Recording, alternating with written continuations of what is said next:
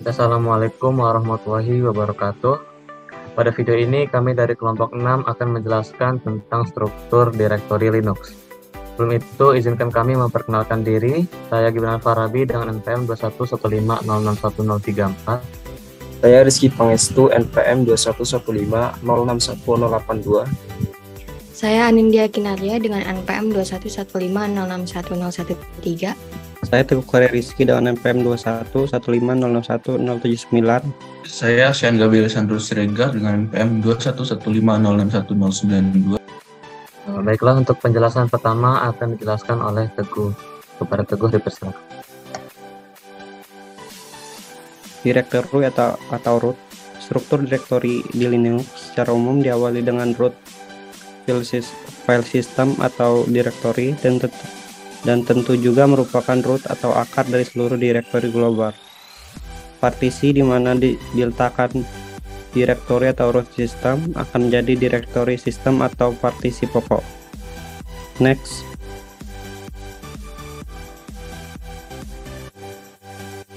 Direktori boot tersimpan file-file bootloader diantaranya group atau lilo, kernel, initrd, dan system.map juga terletak di dalam direktori boot. Jika sistem yang digunakan menggunakan partisi LVM ataupun partisi dalam jaringan, maka ada baiknya dibuatkan partisi kecil tersendiri untuk meletakkan direktori boot di hard disk dengan file sistem konvensional.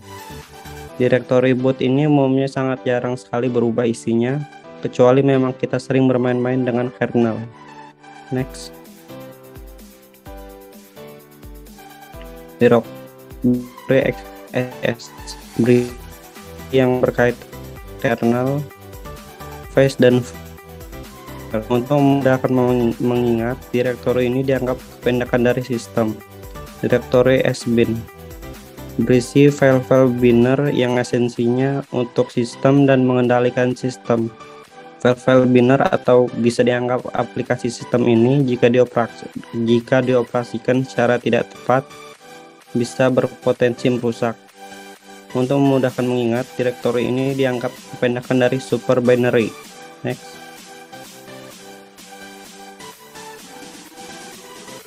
Direktori bin berisi file-file binary atau aplikasi yang lebih umum dan dapat digunakan oleh semua user.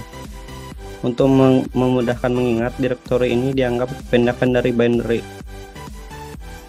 Direktori lib berisi file-file library atau pustaka dari semua aplikasi binary yang tersimpan dalam direktori sbin dan direktori bin. Direktori ini juga tersimpan berbagai macam library yang digunakan untuk aplikasi lain. Konsep penggunaan library bersama ini membuat aplikasi di Linux dapat menghemat ukuran. Untuk memudahkan mengingat, direktori ini dianggap kependekan dari library. Selanjutnya akan dilanjutkan oleh Sean. Baik, terima kasih Teguh. Berikutnya saya akan menjelaskan tentang direktori dev. Direktori dev adalah lokasi file perangkat.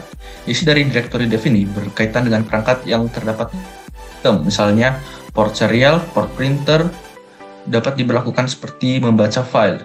Untuk memudahkannya, kita menganggap direktori ini kependekan dari device. Berikutnya /etc berisi file-file konfigurasi sistem. File konfigurasi didefinisikan sebagai file lokal yang digunakan untuk mengontrol operasi suatu program. File ini harus statis dan tidak bisa menjadi biner yang dapat dieksekusi. Mayoritas aplikasi dan layanan konfigurasinya tersimpan di direktori /etc, termasuk diantaranya etc host, etc resolve.conf, dan lain-lainnya. Slide berikutnya. Berikutnya ada direktori home. Semua direktori home dari pengguna tersimpan di direktori ini dengan nama user masing-masing sebagai pengelompokannya. Kita dapat menggunakan direktori home sebagai jalur default untuk Linux Home Directory. Ini adalah jalur utama atau jalur awal untuk memasuki profil user.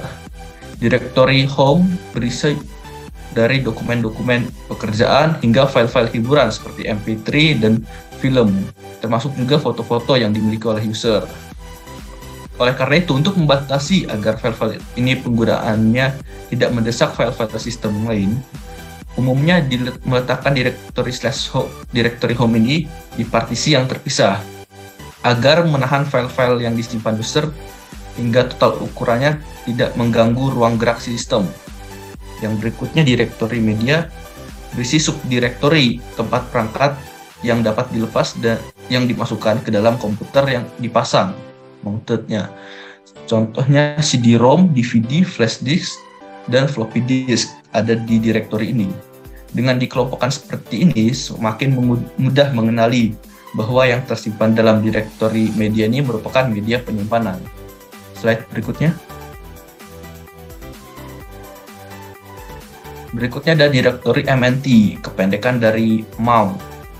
Direktori MNT di Linux berfungsi untuk mengelompokkan mount point. Tapi karena pada sistem yang berbasis kernel 2.6.x sudah menggunakan slash media seperti yang sebelumnya, maka MNT ini umumnya kosong. MNT juga bisa dijadikan mount point pada saat sistem rescue atau troubleshooting. Direktori berikutnya direktori OPT.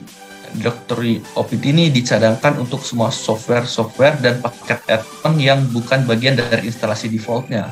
Beberapa paket software terpisah menggunakan direktori untuk menyimpan paket yang menuju lokasi apapun. Tapi direktori ini jarang digunakan. Nah, direktori OPT ini kependekan dari optional. Slide berikutnya. Berikutnya akan dijelaskan oleh Anindya.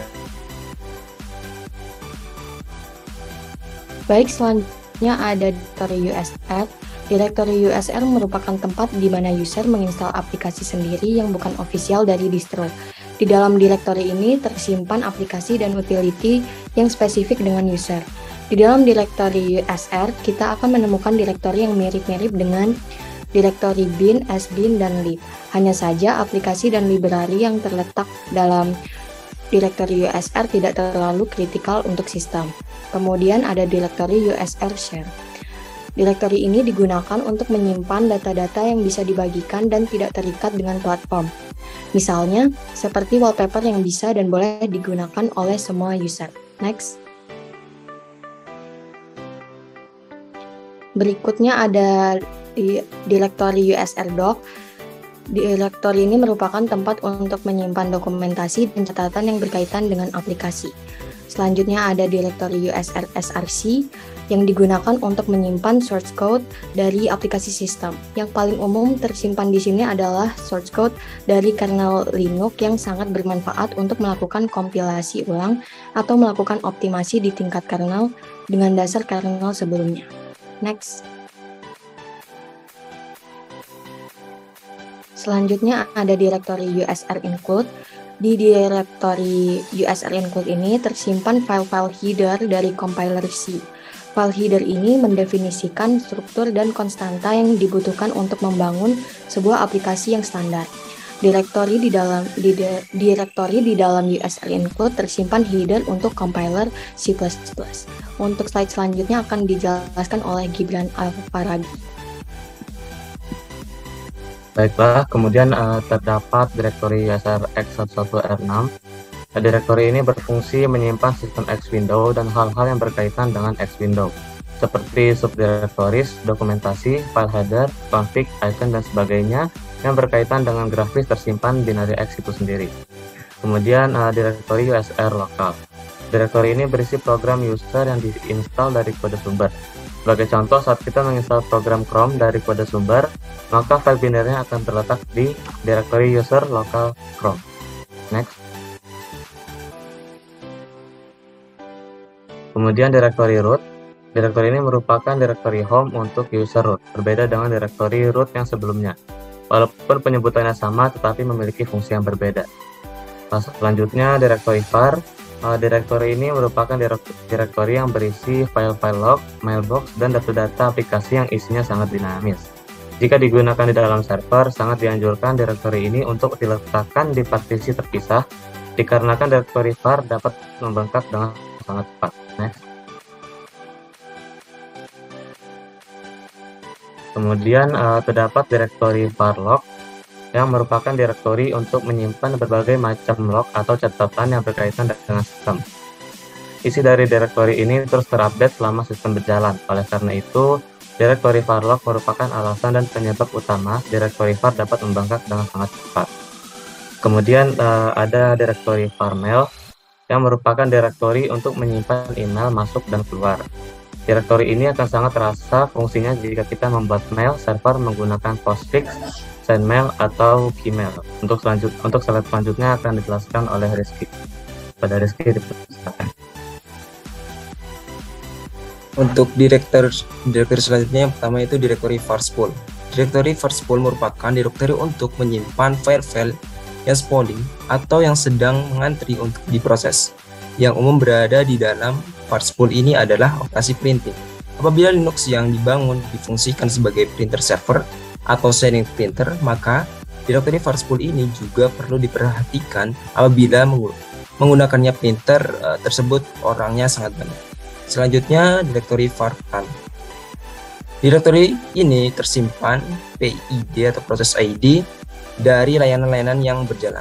PID yang tercatat dalam direktori var_run ini nantinya akan digunakan oleh script di dalam /etc/init.d/bintang untuk mengendalikan layanan yang tersedia di Linux.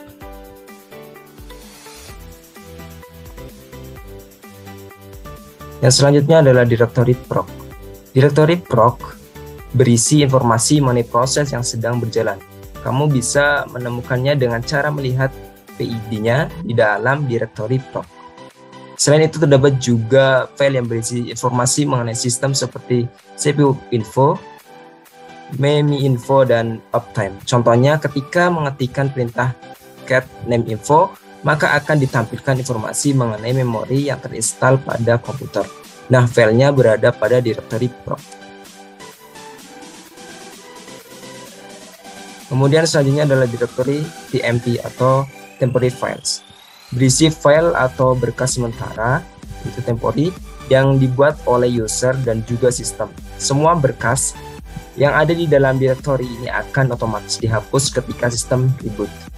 Jadi, file-file yang ada di dalam TMP ini akan hilang jika komputernya kita restart. Misalnya, kita mendownload pada internet, kemudian kita simpan pada direktori TMP, file ini akan hilang jika kita restart komputernya.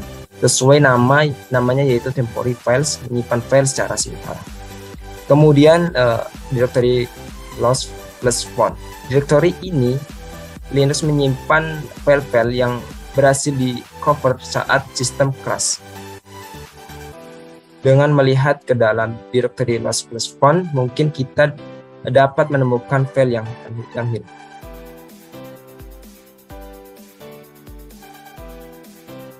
Baiklah, mungkin cukup sekian penjelasan struktur direktori Linux dari kelompok kami. Apabila ada kesalahan, kami mohon maaf. Saya akhiri. Wassalamualaikum warahmatullahi wabarakatuh.